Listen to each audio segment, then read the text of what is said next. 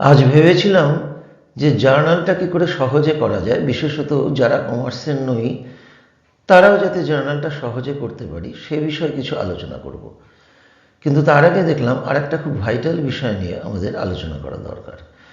বেশ কিছু স্টুডেন্টস যারা ফিনান্সিয়াল অ্যাকাউন্টিংয়ে কোর্স করার পরে কাজের ক্ষেত্রে যাচ্ছেন রিয়েল লাইফে, তারা বলছেন এ ধরনের কাজ তো আমরা আগে শিখিনি স্যার, এগুলো তো করার নেই।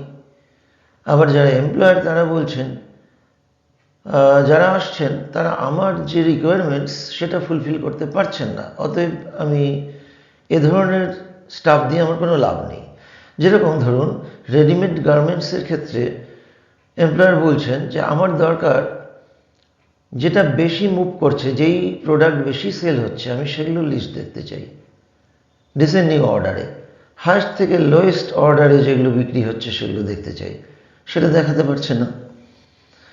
অথবা জুয়েলারি শপে পুরনো সোনা বিক্রি করে নতুন সোনা যে নতুন অর্নামেন্টস নিচ্ছেন, অথবা মজুরি কী করে আলাদা করব হিসাব হচ্ছে না।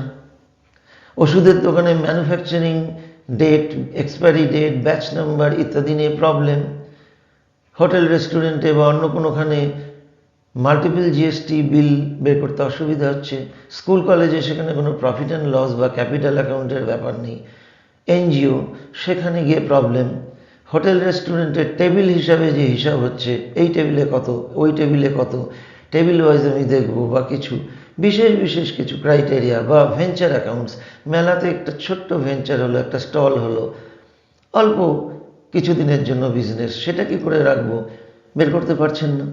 সুতরাং এসব নিয়ে ভাবতে হবে। কিন্তু যার ভাবনাটা মাথায় ঢোকালাম, কোর্স করলেই হবে না, এই বিভিন্ন ধরনের সমস্যা আসতে পারে রিয়েল লাইফ কাজে, আসতে পারে না, আসবেই।